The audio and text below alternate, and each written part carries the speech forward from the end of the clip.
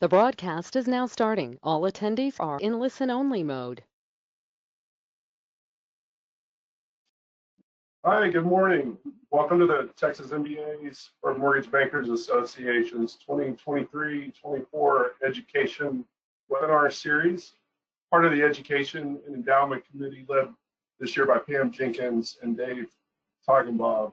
My name is Chris Hammond. I'll be moderating today's webinar, Guardians of Security, Navigating Cyber Risks in the Mortgage Industry. This webinar should take about an hour. So feel free to ask questions throughout the webinar using the chat questions window. As always, if you have additional questions, you can email Carol email address on the slide. Today's panel includes myself and Lindsay Nickel. Lindsay serves as a vice chair of the Constangy Cyber Team and practices in Dallas. Lindsay has extensive experience managing responses to data privacy and security incidents. Although she's managed hundreds of responses to all sizes and types of data security incidents, Lindsay has unique experience managing incidents subject to the Health Insurance Portability and Accountability Act. Some of us have heard that HIPAA, and the Health Information Technology for Economic and Clinical Health Act, HITECH. Lindsay's managed some of the largest and most complex healthcare-related incidents in the world. And she's got substantial experience assisting clients with the Payment Card Industry Data Security Standard, or PCI DSS. She's uniquely positioned to gauge third-party liability, having served as a trial attorney in healthcare and financial regulatory matters for more than 15 years before beginning to manage responses to data privacy and security incidents. In helping clients mitigate the risk of that liability, she regularly facilitates training and workshops on data security. And Lindsay holds the U.S. Certified Information Privacy Professional for United States Law credential and is a recognized leader in the cyber risk management industry, serving on the advisory board for Advising Cyber Risk Insights conferences. She also regularly serves as a featured speaker on topics related to cyber insurance, cyber risk mitigation, and data privacy regulation. Again, my name's Chris Hammond. I'm in solutions marketing for Entrust, and we focus on identity, payments, and data security. So I'm happy to be part of this panel today. And Lindsay, I look forward to hearing your content and seeing how we can help the group today. So I'll go ahead and hand that over to you. Let's get started. Thank you so much, Chris. I appreciate the introduction. And welcome everyone to this discussion today.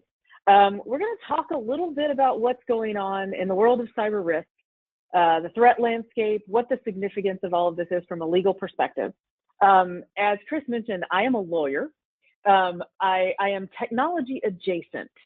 So I spend a lot of time dealing with folks that have technical experience and helping organizations navigate through incidents.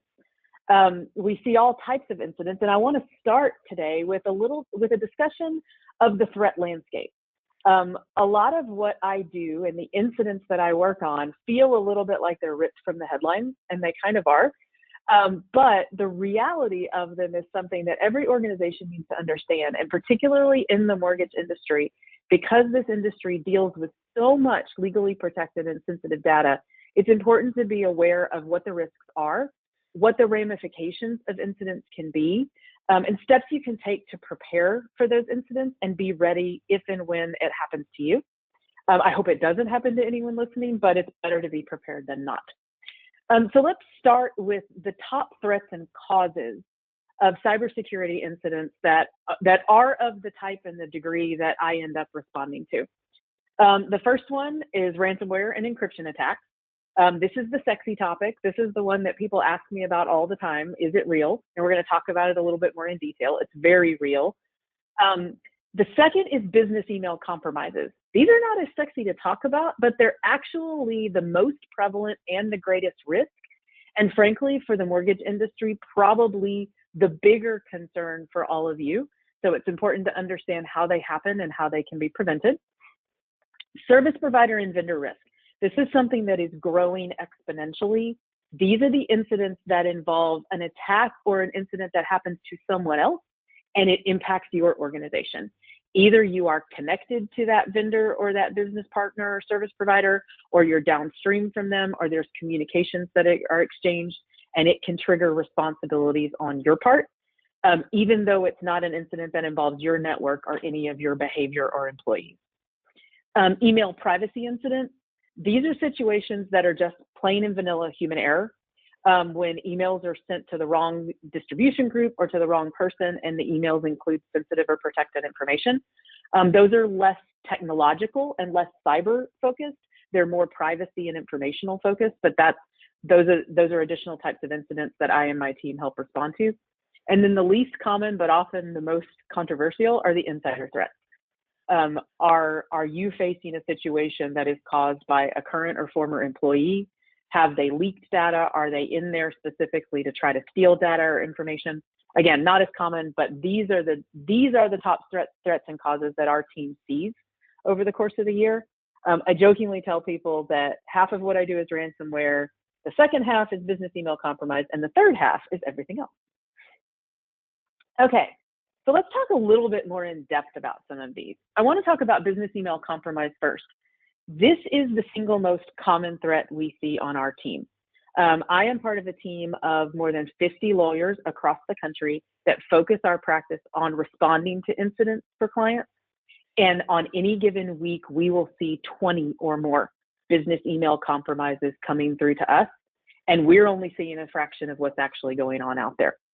So what is a business email compromise, and why is it a risk to you and your organization? This is the current permutation of those old Nigerian prince emails that we all used to joke about. The Nigerian princes are gone. This scheme is now much, much more sophisticated and much, much more complex. The goal of these threat actor groups is to steal credentials to an email account so that they can then access that email account, usually via web-based access. They then go through that account, and what they are looking for is a financial transaction to get in the middle of. If they can get in the middle of that financial transaction, they can actually socially engineer to convince one or the other of the parties to the transaction to actually wire money to the bad guy's bank account. When they usually start with a phishing email. Often it's spear phishing directly to a specific person in your organization. So whether it's a CFO or an HR person or an accounts payable person, or in the mortgage industry, someone who's in charge of communicating about escrow accounts and down payments. They will spear phish or send phishing emails wanting that person to click on a link. If they click on that link and put in their email address and password or their username and password, the threat actor then steals that information and uses it to access the account. They go looking for the transactions and then either impersonate the person whose email account they've taken over, or spoof a domain. So they will then take your domain and create one that looks just like it. Sometimes, for example, in the place of an L, they'll use a number 1, or in the place of the letter M, they will use an N next to an R. So it's difficult for the person when they just look at the email address to see, wait a minute, this is not coming from the person I thought I was talking to. They will also put malicious rules into email accounts to hide their activity. So they'll create a forwarding rule that will move all emails involving a certain transaction to a folder in the email account that someone doesn't normally look in. Or they will actually forward emails out of the environment. And then what they do is they impersonate that person and create fraudulent wiring instructions and ask for that down payment or that escrow balance or that invoice to be paid to a fraudulent account. These happen all the time. And so we also see them in other permutations like redirecting direct deposits or asking people to send W-2 forms. But for your purposes, for the folks on this call, you can expect that you will be a target from someone trying to do this to simply get you to wire money somewhere it shouldn't go. A couple of things to be aware of these business email compromises. The single best thing you can do to protect yourself is make sure that you have multi-factor authentication enabled on all email accounts in your environment. To take that a step further, your multi-factor authentication should use an authenticator app A lot of folks will use codes coming to cell phones or even buttons that push on cell phones. Those are effective, but they're not as effective as the app because you can actually cause MFA fatigue, and the bad guys can get hold of credentials, and then it pushes a bunch of push requests to someone. And if they do it in the middle of the night, you often will have an employee that just reaches over and bangs on their phone to make the noise stop, and they unknowingly, they actually just let somebody into their account. MFA is not 100% though. I will tell you that the technology is changing, and we are seeing threat actor groups that will steal tokens and still access accounts. However, it is still the best defense you have against these. The second best defense is to make sure that everyone on your team is trained to never wire money in reliance on wired instructions through email unless it has been verbally verified with a known resource. So you don't call the number in the email you got, you call the number that you've known for months and months and months so that you can ask that person to verify that the wiring instructions are correct. That verbal verification can stop the funds from going out of the environment, and that saves you money in the long run. I will tell you that when this type of money gets wired in response to these types of schemes, if you discover it quickly enough, we usually can get in touch with the FBI or the US Secret Service and get that money back. It's very difficult to do if we're outside of 48 hours from the transaction though. And sometimes banks will catch it, but don't depend on them to catch it. This is not something that they are set up to do. So the best defense you have is on your home turf. Just to give you an idea, this is a statistic from FBI's IC3 Internet Crime Report for 2022. The 2023 report isn't out yet. But in 2022, there were more than $10.3 billion in losses. The vast majority of those losses were associated with business email compromises like we've been discussing. So it's a big industry on the criminal side, and it's a source of big losses for businesses. Let's switch to ransomware attacks though. This is the sexy topic. Ransomware attacks are what I get asked the most questions about, and the most common question I get asked about them is, are ransomware attacks real? The answer to that question is yes. They are very real and they happen every day. On any given day, there are anywhere between 80 and 100 ransomware threat actor groups operating around the globe. Those ransomware threat actor groups have a couple of goals in mind. Their primary goal is monetization of their criminal enterprise, and they do it a couple of different ways. They start by gaining access to your environment and doing reconnaissance. Sometimes they're in there for several days or several weeks. Other times they move in really quickly and kind of smash and grab. But their goal is to first, typically, find data in your environment that they can steal, because they're going to use that as part of their extortion effort. Most ransomware threat actor groups these days do a double extortion model where they steal data from your system so they can hold it for ransom, and they threaten to publish it on the dark web if you don't pay to suppress it. And then, secondarily, they go into your system and they push encryption malware that encrypts files and/or operating systems across servers and workstations in the environment. They paralyze you so that you cannot work and that you cannot generate revenue, and then they demand a ransom in exchange for the decryption key and in exchange for suppressing the publication of data. That is the double extortion model that we see most commonly. There are a few threat actor groups that do one or the other. Some of them just encrypt and they don't steal data. Those are rare, but they still exist. And some of them only steal data, but they don't encrypt. A good example of that, if any of you were tuned in last summer to the MoveIt issue, MoveIt was a data transfer platform that had a vulnerability that was exploited by the threat actor group Clop. Clop actually just stole data from literally thousands of organizations by exploiting that vulnerability. They never encrypted anybody.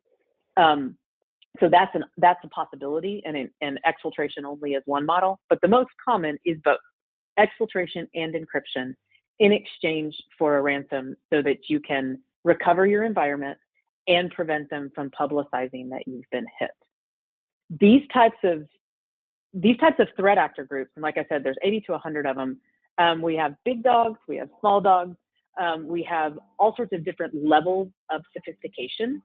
But realistically, it's a business model, and it's a full-scale business model. So we see sophisticated communications.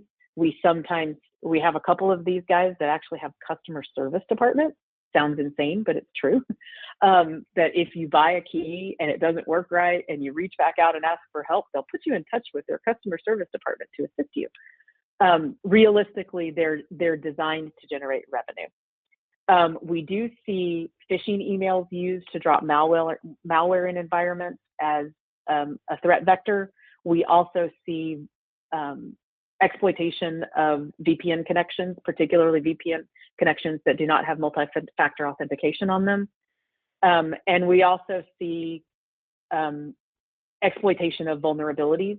Right now, the world is dealing with a vulnerability that was found in the ConnectWise product Screen Connect.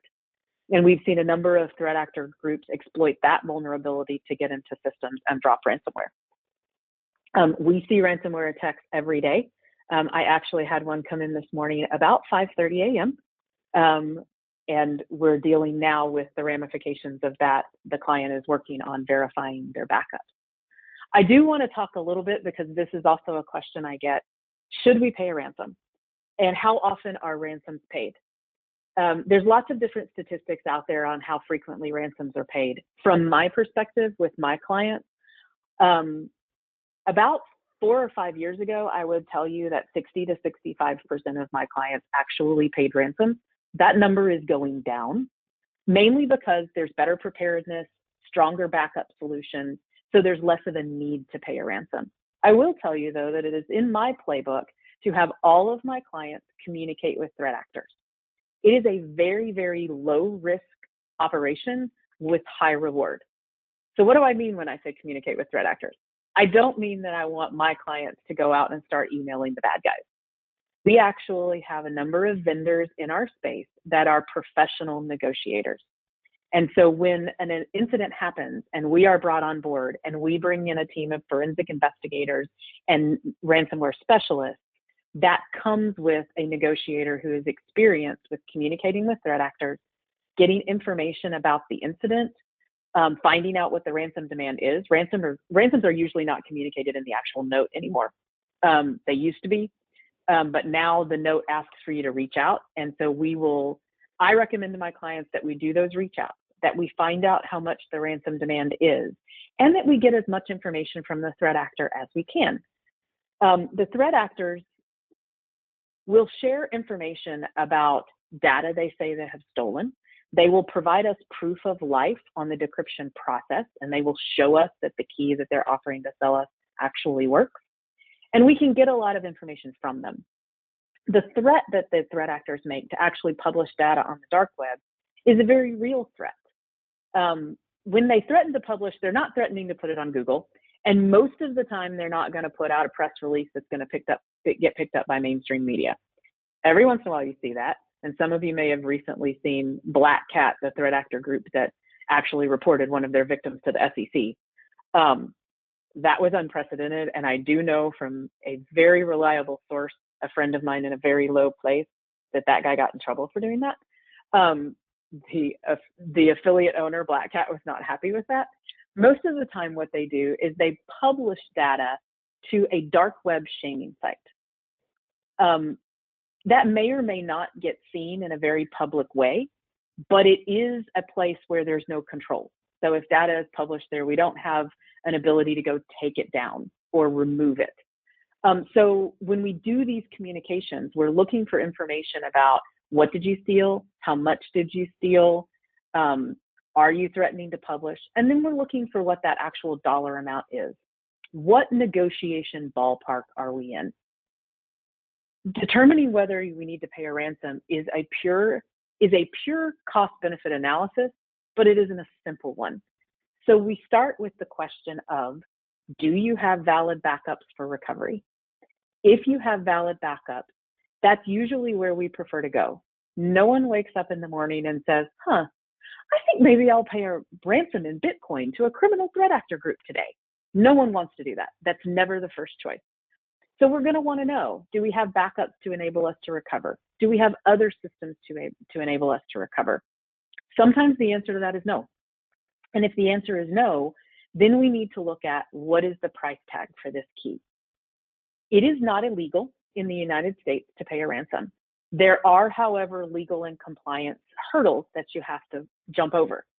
The first one is you must report the incident to law enforcement, typically the FBI, before you pay a ransom. You are not required to report ransomware to the FBI. I usually recommend that my clients do so at some point. But, and this is something to know, the FBI divides their cybercrime task force into groups based on ransomware variant. So I find it best to wait to report to the FBI until you know for certain who your threat actor is. Who is it that actually hit you? That gets you to the right department in the FBI. Once you report, they will usually reach out and ask for us to share evidence with them as part of their investigation. Very rarely can the FBI save the day. If they can, if they are in possession of a decryption key or some other resource, our team will usually know about it because we are in constant communication with the FBI. So it becomes more of a cooperative effort for investigation and a compliance threshold before a ransom is paid if it's something that your organization needs to do. The other thing we have to make sure is true is that we're not paying a threat actor group that is on the U.S. Department of the Treasury sanctions list. So the U.S. Department of the Treasury Office of Foreign Assets Control, or OFAC, puts out a list that they update regularly that identifies various threat actor groups, malware, other types of threats that have been identified as nation state actors or terrorists. If our threat actor group is on that list, we are not allowed to pay by law. That is the only time that it is illegal. So we have to document that our threat actor is not on that list. Our forensics teams are skilled at doing that, and they generate written reports that you'll be able to maintain, I will be able to maintain, and that we can provide to your insurance carrier to verify that the threat actor group cleared OFAC. People always ask me, well, how likely is that to happen? Are we going to be in a situation where we need to pay a ransom and we can't because it's illegal? I have been responding to ransomware attacks for more than 10 years now, and I have only had 3 situations come up where we could not pay the threat actor. It's rare, but it does happen, and it is a compliance step that we have to make sure we clear. Once we clear that, the vendors that we use have access to Bitcoin wallet IDs, and they're able to get the cryptocurrency that's necessary to make the payment. And then they assist with bringing back the decryption key, testing it, make sure it works, and decrypting an environment. It's a lot to talk about, but realistically, it's a question I get asked a lot. Who pays? Should we pay? Also, a common question I get is, well, I've heard that if we pay a ransom, we're more likely to get hit by another ransomware attack. And my answer to that is you're no more likely to get hit than anybody else is likely to get hit, because anyone is a target for ransomware all the time. I have not found that it increases the likelihood that you'll have a second attack. And in fact, once you do a forensic investigation into a ransomware attack, if and when you find the vector of entry, you can secure your environment even better, so you're at less risk than you were before. I could talk about paying ransoms all day, but we have a lot of things to cover. I just like to cover this topic because I get a lot of questions about it.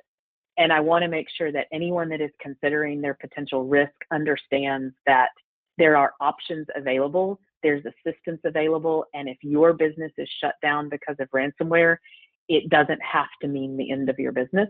And there are a lot of things that we can do in our protocols to assist you with recovering and getting the assistance that you need. Okay, so why am I a lawyer talking about this? I get that question a lot too. Like, why do I need a lawyer if I have a ransomware attack? And why do I need a lawyer if I'm dealing with cybersecurity incidents? That's because there are legal ramifications of those incidents. So in addition to dealing with what a cyber attack may do to your environment and do to your operations, there's also a legal landscape that comes into play. And with business email compromise and with ransomware, we often are dealing with an incident that involves the access to or the theft of data from your environment. And that's where we end up having to do a legal analysis. What is the impact to data? This involves the various state data breach notification statutes, as well as federal laws that protect information like HIPAA, the GLBA, FERPA, as well as international laws. the GDPR, the Global Data Protection Regulation, out of the EU. PIPEDA is out of Canada.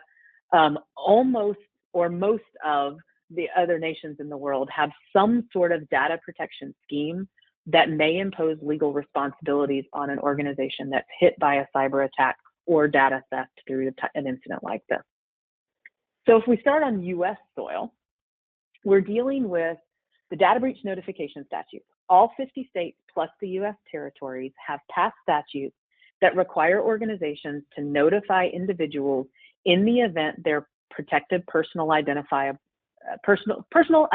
information is compromised by an incident. What's difficult about this is these statutes are a little bit alike and a whole lot different all at the same time. We do not have a federal data breach notification statute. So when we look at an incident, we're dealing with a myriad of state laws, all of which could impact an incident that we're responding to. The determination of the application of the law is based on the residence of the individual who is impacted. So it's the consumer's residence, not the location of your business. So even if you operate in Texas and most of your customers or clients are or were in Texas when you provided services to them, at the time of an incident, they may have scattered all across the US. And so if they no longer live in Texas and they live in another state, we have to consider what consumer protection they have in that state. So these laws have slightly different frameworks. There's timing requirements. When do you have to notify? Most of the states require as soon as reasonably practical or in the most expedient time possible. But there are states that have deadlines like 30 days, 45 days, 60 days. The state statutes have content requirements for their letters. So if you've ever gotten a data breach notification statute and it has all that language about for residents of Maryland, for residents of New York, for residents of New Mexico, those are the statutory requirements for notification letters coming out of the statute. And then the majority of these state data breach notification statutes also require notification to regulators. In most situations, a state attorney general, and those requirements also have thresholds. So I believe the last time I counted, it was 39 states had some sort of regulatory requirement, and some of those require you to notify a regulator even if you only notify one resident of that state.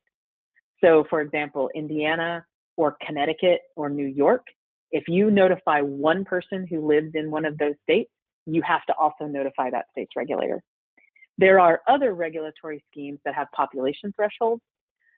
So Florida is 500, Hawaii is 1,000, Texas is 250.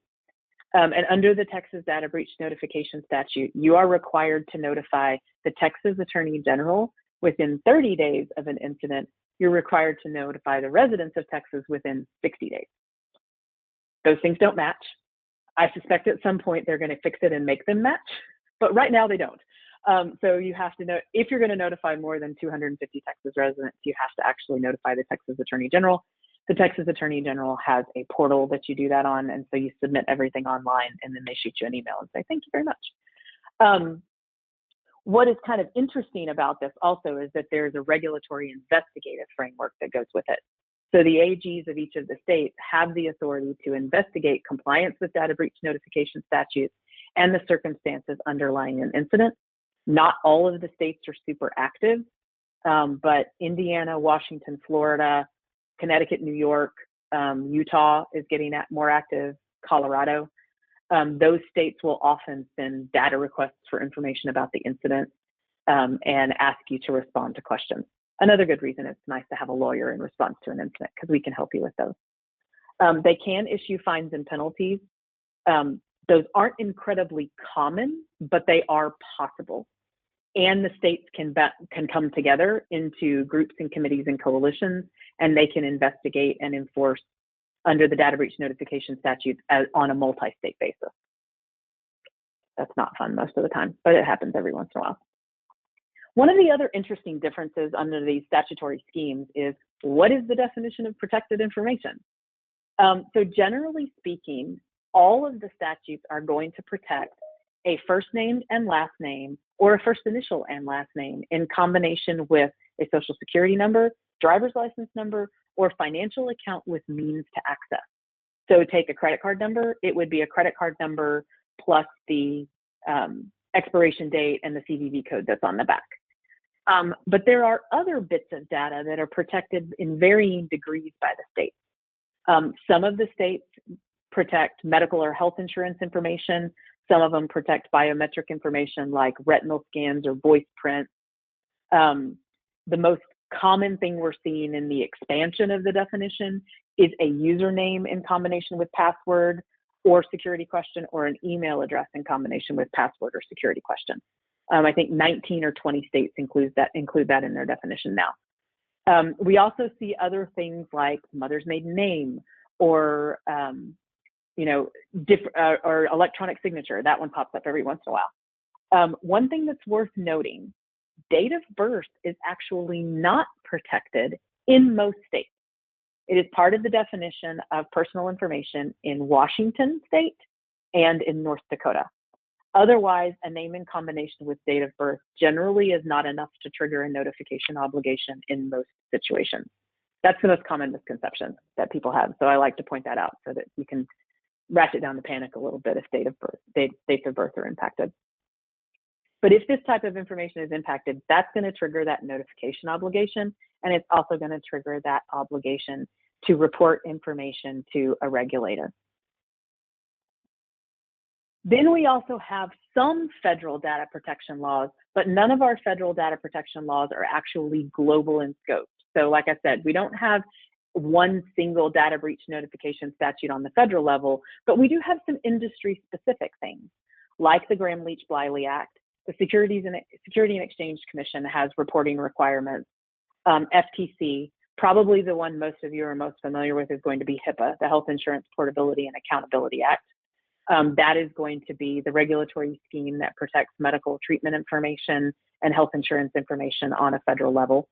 And then the Fair Credit Reporting Act. It's important to understand that each of these federal schemes, while they may impact data protection responsibilities and responsive responsibilities, they do not preempt the state statute. So if you're doing a notification that triggers a federal statute, you're also having to comply with the state statutes at the same time. So that's part of what makes it complicated and part of why it's helpful to have a lawyer along who is experienced. Then we also have industry regulatory schemes, the PCI DSS, the Payment Card Industry Data Security Standards. FINRA is another example. These are not actually laws or regulations. They are industry governed schemes that have certain reporting requirements as well. And those are going to be reporting requirements that are going to tie to particularly your licensing or maybe your access to information. Other industry requirements, and this is worth considering in this space, is actually, I think Ginnie Mae just within the last week put out their reporting requirements that they now expect cybersecurity incidents to be reported within 48 hours. There are also requirements to report to Fannie Mae, Freddie Mac, the VA, FHA. Most of those are going to be a combination of reporting a cybersecurity incident and or reporting a data breach. Those triggers are very different. So it's important to understand what your obligations are so that at the front end of the incident, you know who you need to report to and what you need to tell them. If we use ransomware as an example, when we have a ransomware attack occur, we know we have a cybersecurity incident. We may not know if we have a data breach for several days or several weeks.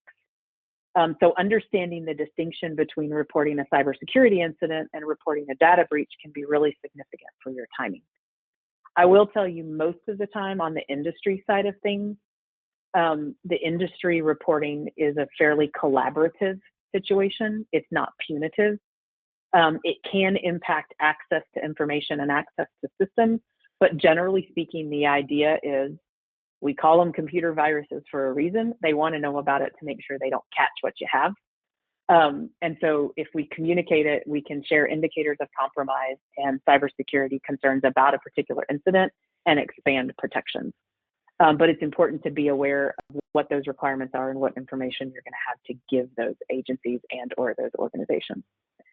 And then the final thing I want to mention on this slide is contractual notification requirements. And this is something that we're going to continue to see increase and expand.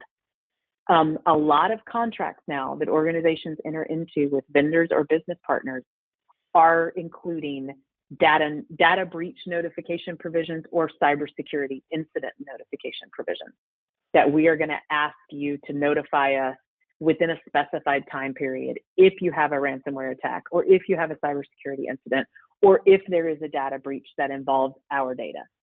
And so it's important to assess those before you have an incident, because it's really difficult to know what your contractual requirements are when your contracts have all been encrypted by a threat actor group.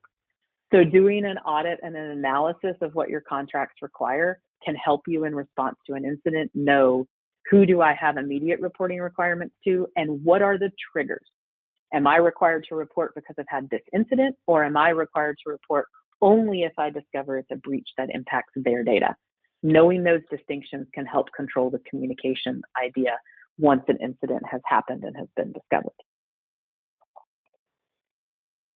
The financial implications of cybersecurity incidents and data security incidents are a little bit of a Captain Obvious topic, but I like to bring it up and talk about it so everybody knows what it can, the span of it. It starts with the first party cost, and that's plain and vanilla. How are we going to deal with our data loss? How are we going to deal with damage to our software, damage to our hardware, the cost to pay a ransom if we need to, the cost to pay for a forensic investigation, for the legal expenses associated with it, restoration and recovery experts. We have those too, folks that can, boots on the ground, that can come in and help you rebuild your machines. Those are the first party costs that are covered largely by cyber insurance policies.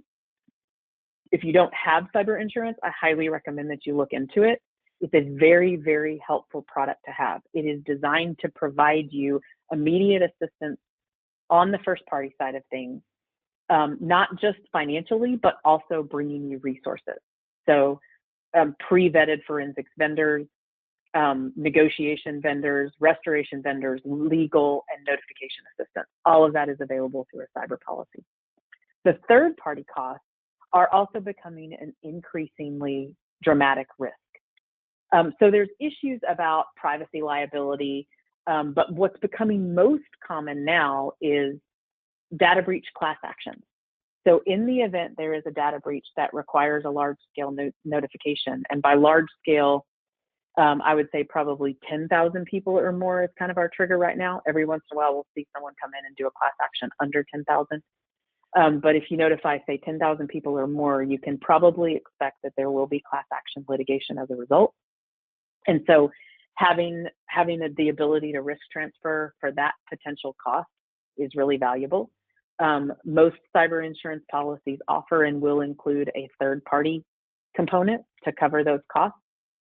There may be other policies in your insurance suite that would cover that as well, but that's becoming an increasingly prevalent risk. There's also the potential regulatory actions that I referenced earlier, not just the investigation into, but potentially the fines or penalties. So that's a third party cost associated as well. The remediation costs for restoring your environment.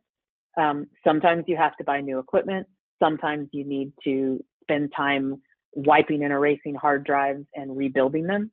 Other times what you find in vulnerabilities means that you're replacing all sorts of software or products in your environment.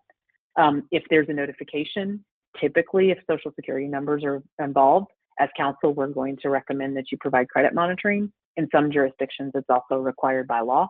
That's a remediation cost. I will tell you, I'm going to put a pin in this for you. Don't go Google LifeLock. LifeLock is a fine product, but it's a very expensive product. So if you're going to need to notify people, we have vendors that provide high quality credit monitoring and identity theft protection services at a much more affordable cost, but it is a cost. And then the potential for fines or penalties. Like I said, it's very rare. I've been in this space and doing this type of work for more than 10 years. I have only had 2 clients that were issued fines or penalties. And I've literally had thousands of incidents that I've navigated. So it is rare, but it is a risk. And one of the ways to minimize your risk of a fine or penalty is to have good help helping you through those regulatory investigations and advising you on how to respond and how to approach it. Okay, so let's talk just a little bit about the anatomy of an incident. I think it's helpful to walk away from a session like this with a roadmap for what do I do if it happens to me. I have had a lot of clients that when I eventually meet them were incident responding by Google. And that's not the best way to do it. Google has a lot of resources, but it's not necessarily going to hand you the best lawyer or the best forensic investigator, nor is it really going to tell you where you should focus your energy first when you find that something like this has happened to your organization. So let's walk through that roadmap just a little bit. We're going to start with the anatomy of a data breach starts with an initial intrusion. And just because it's the sexy topic, I usually use ransomware as the framework for these discussions. Business email compromise is a little different, but the roadmap is largely similar for what actions organizations should take. The initial intrusion usually happens sometime before you discover it. Because if you discover it when it happens, usually you can thwart it and prevent it, which is a great thing. And I hope that everyone has the ability to do that. But when that hasn't happened, what we find is someone has gotten into the system somehow, some way. They're looking around, they're looking for data, they're trying to find your backups so that they can delete them. They're trying to find, sometimes they actually go looking for insurance policies or your financial statements. So when they demand a ransom from you, they know exactly what you can afford. And when you say, oh, I can't afford that, they say, yes, you can. We know how much is in your bank account. So that's going to happen in the background. And then ultimately at some point, and if we use ransomware as an example, there's going to be something that happens that enables you to detect that there's a problem. With encryption, it's going to be the inability to access devices or files, and sometimes finding the actual ransom note on your system. So when that happens, what do you do? The first thing I would tell you is have your IT department unplug your network. Don't turn off your devices. That's going to sound counterintuitive, but leave your servers on, leave your computers on, because there's evidence there that we're going to want to gather, but disconnect from the internet and disconnect the devices from your network so that the propagation stops. And then file your insurance claim. But there's some things you can do simultaneously. So when we talk about an incident, we necessarily talk about it in a linear way, but realistically, it's jazz hands, lots of things happening at the same time. So you're going to want someone in your organization getting this reported to your broker or your insurance carrier, but also getting in contact with your outside legal counsel. And our team, we actually run a hotline. We have a 24/7 telephone number that is answered around the clock. We also have an email address that takes you straight to an on-call team of lawyers that know what to do in response to an incident. We're going to go through our process of clearing conflicts and making sure your insurance company is on notice of the claim and standing up the resources. If you have cyber insurance, your cyber insurance policy will bring you lawyers, and they will also bring you a forensics team. If you don't have cyber insurance, I have 10 forensics teams that I work with on a regular basis, any one of which I can get on the phone at a moment's notice. Like I said, I had one this morning. We had forensics on the phone before 7 a.m. In that situation, we're then going to walk through your incident with you. What happened? When did it happen? What have you done in response? What is the timeline? And we are going to scope a forensic investigation and get that deployed almost immediately.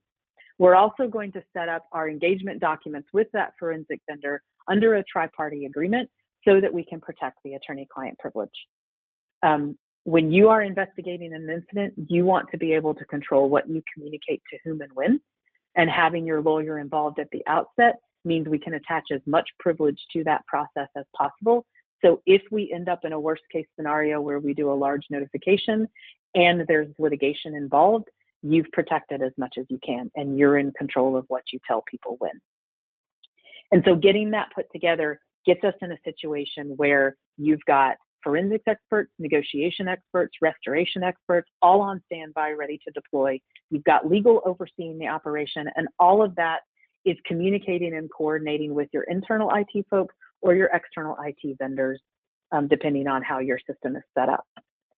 The next thing we're going to do is the forensic investigation. We're going to figure out what happened when and how so that we can close the doors, seal up your perimeter, make sure that you're in a better situation, and understand the scope and depth and breadth of what has occurred.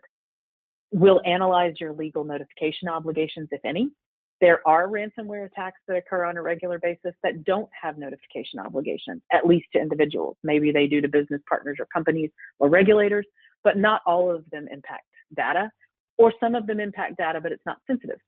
My favorite example of that is a client of mine from, I guess, probably about a year and a half ago. They were in the real estate industry, and all of the data stolen by the threat actor was photographs that were already on MLS. Okay, so they're already public. There's nothing there we need to notify anybody about. But sometimes they do get your employee data and employee social security numbers or customer sensitive information. And so in that situation, we'll assess those obligations and then go through the consumer notification process. That process is something that my team is very experienced in handling. We have vendors that can assist with the process. We stand that up, get the letters out the door, and monitor communications on the back end. We also assess regulatory notification and get the regulators notified as required by law and handle the monitoring of that. We're also going to assess the business interruption component.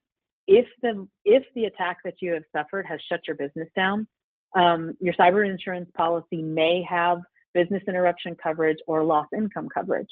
And that's going to be something that we can assist with putting together the documentation and making sure that that gets reported to your carrier so that you can get that recovery from your policy.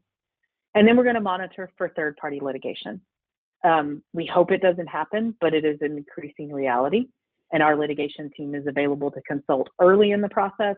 But knowing that it's coming is something that everybody needs to be aware of so that as you navigate the process, you're considering the risk management components.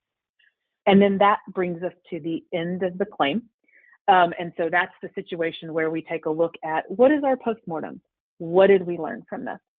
What did we find out about our environment and how can we change it and improve it? Are there different software products? Are there different vendors that we need to bring in play? And what can we do from our incident response preparedness standpoint? I do recommend that all of my clients have an incident response plan. That incident response plan doesn't have to be incredibly complicated, but it should map out who are the key stakeholders in your organization? Who needs to be involved in communication about an incident when it happens? Do you have a board of directors to report to?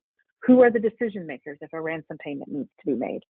I also recommend that incident response process include an assessment of your cyber insurance policy if you have one.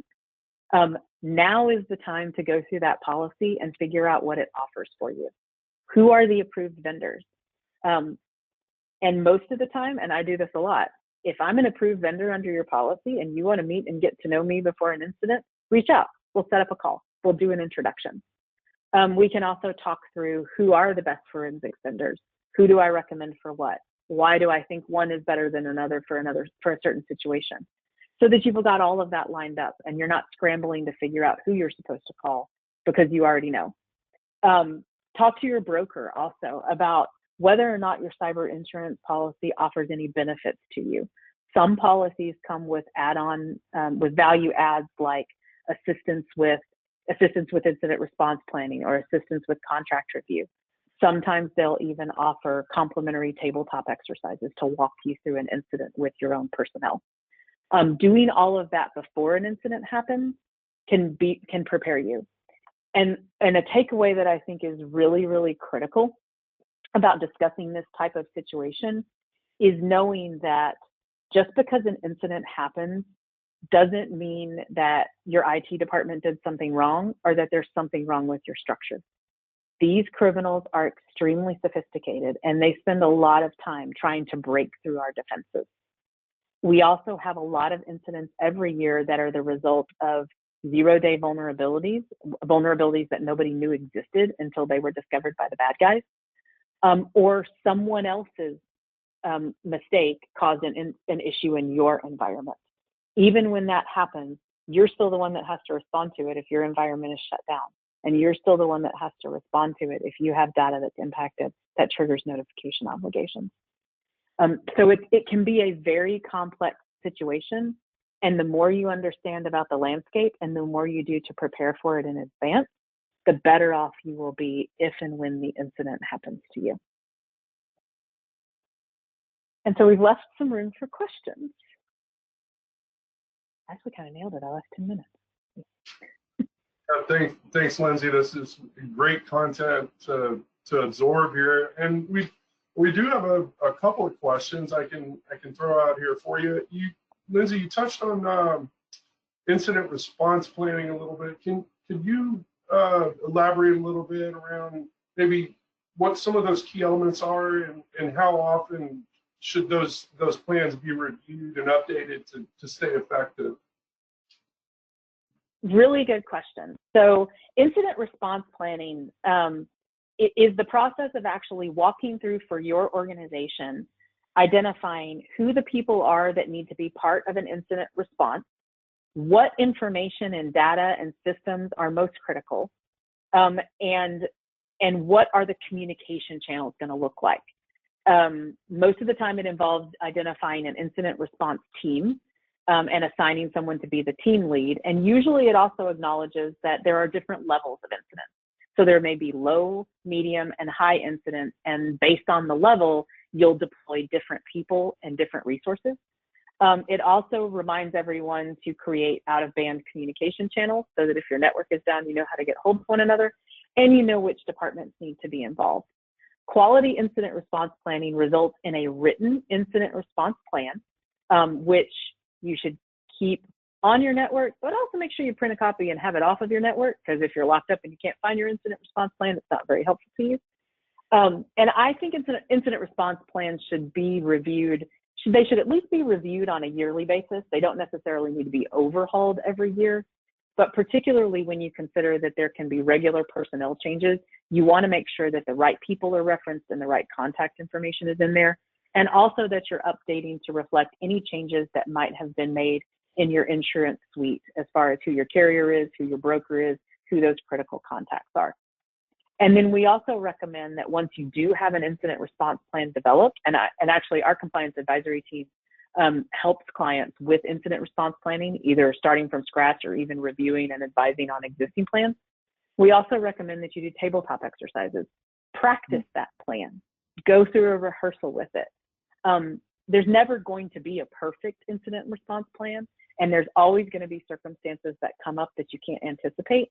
So if you do those tabletop exercises and rehearse those plans, you may find action items that you need to take away, or you may find situations where there need to be revisions and changes made. The biggest thing is to have at least a place to start on that incident response plan and know who your key stakeholders are and who your key decision makers are. So that's great. Thanks, Lindsay. Yeah, it's a lot to process, and it sounds like preparation is really key to get in front of some of these incidents for sure. And we do have a couple of others here. There's one on the topic of remote work. With the increasing emphasis on remote work, what specific measures can we take to ensure the security of sensitive data accessed and transmitted by employees working from various locations? Right. So remote work did present a lot of risks, particularly when we had to all pivot and move to it really quickly, but it also can be really effective. So a couple of things from a technical standpoint. If you're using a VPN into your network and your environment, make sure your VPN has multi-factor authentication on it. That will close a large vulnerability. Also, if you're dealing with remote workers, assess what your bring your own device policy and practice is. Are you issuing devices to your employees so that your IT department can control the administrative credentials to those devices, or are you letting employees bring their own? If employees are bringing their own devices, we recommend a very strong bring your own device policy, so it is clear what they are allowed and not allowed to do, and particularly to consider what software solutions you may want available on devices that your employees bring into the environment, so that you can monitor and track and potentially wipe those devices if they're lost. And then from the transmission standpoint, depending on how you set up your network, if your employees are VPNing into a network and they're actually accessing your own servers, then if your VPN is secure and your data is secure on your network, that's going to be your best protection. If you're transferring data back and forth, there are a number of secure transfer solutions. Now, there's been some vulnerabilities with them lately, so that's always a risk. There's always a chance that the criminal is going to find the back door into some product we all thought was really secure. But you want to make sure that you're not using email as the default for transferring data back and forth, or if you are going to use email, that you have an encrypted secure email solution for the transmission of data that is sensitive. We also recommend that you have policies and procedures in place to not have your employees store sensitive data on their desktop. One of the problems with cybersecurity is that cybersecurity fights with productivity constantly. And that battle is something that we all have to deal with. And so you're going to have employees that wiggle around your security protocols because they want their productivity to improve. But if you have good security solutions for your access points into your network, and then secure solutions for the way data is transmitted, you're going a long way to protecting yourself. Okay, great. That's helpful. Thanks, Lindsay. And yeah, it looks like we have one more here around the topic. Let's see. How can we effectively balance the need for robust cybersecurity measures with maintaining a seamless and user-friendly experience for clients and employees? That right there is the toughest challenge. So there's a couple of things I can recommend there. And one of them may seem like a little bit of an unusual answer, but I think it goes a long way. Embrace a culture of communication regarding cybersecurity. So 100%, it is 100% possible to lock down all of your data. But if you lock it down, you can't use it. So you have to balance that. So creating protocols that are clear and spelled out, and giving your team members the tools to do things securely. So whether it's a secure file transfer, an encrypted email platform, an encrypted storage place, giving them the access to that, and then encouraging them to use it, and also encouraging your staff to communicate when something has gone wrong. By doing that, you're stressing the importance of protecting data and the importance of cybersecurity, and you're also making sure that they communicate to you. What you don't want is a situation where someone is afraid, oh, wait a minute, I just clicked on a phishing email and gave up my credentials. I'm going to get in trouble and I'm going to hide it. You instead want the conversation and the culture to be constant. So if someone clicks, because we're all human and it can happen even to the smartest person, their response is going to be, I have to tell someone now so that this can get fixed. That's the culture you want. If you embrace that culture, that cybersecurity and data security belongs to everyone in the organization, and if you acknowledge that sometimes the measures affect productivity, realistically, you're going to empower your employees to be responsible for it in a way that hopefully they will embrace. But it is a cost-benefit analysis, and it is a risk assessment that every organization has to do. And it also is a budget concern. You can spend a lot of money on cybersecurity, and maybe you pick the wrong choices, and your vulnerability is something that you chose not to protect from because you risk assessed it. Every organization has to assess what is our greatest fear, how do we prevent it, and what is our priority. And I've already harped on this a couple of times. If I'm going to give any advice about what are the things that you can do to protect yourself, it's going to be MFA on every single application you have the option to put MFA on. Email, VPN, access to vendor platforms, cloud-based solutions. If you can have MFA, do MFA. A lot of people think it's hard, but most of the time you can also set parameters so that you're not required to use the tokens if it's a known device. And so that way you're protecting from access from somewhere else. That's a big piece. The other thing is going to be deploying a managed detection and response program, or an endpoint detection and response program, EDR, MDR. And if you have the capability to have that monitored by a security operations center, because those products are going to recognize malicious behaviors. Your antivirus is going to recognize known viruses. The EDR and MDR solutions are going to recognize unusual behavior in environments that might be indicative of someone that's not your employee. So if that's in your budget, SentinelOne, CrowdStrike, Carbon Black, those types of products, that's going to go a long way to protect you as well. That's helpful, and I like what you said around cybersecurity being everyone's responsibility. I think that's really key. No, this has been great, Lindsay. I really appreciate you taking time to share your expertise and guidance around this timely topic. I know it's on everyone's mind. I guess what we could do, I'd just like to thank you, Lindsay, for your time and sharing knowledge with everybody here today. And I'd also like to thank the attendees on the call today for joining us. The Texas MBA continues to work on bringing great topics like this to webinars, to the membership. And I would encourage folks on the call to check out the homepage at texasmba.org for the upcoming schedule, and watch for those emails from TMBA reminding you to register. So again, Lindsay, thanks for participating today, and Texas MBA, thank you for the opportunity here. It's great content. I appreciate everybody's time, and with that, hope everyone has a great day. But thanks again. Thanks, everyone. Take care.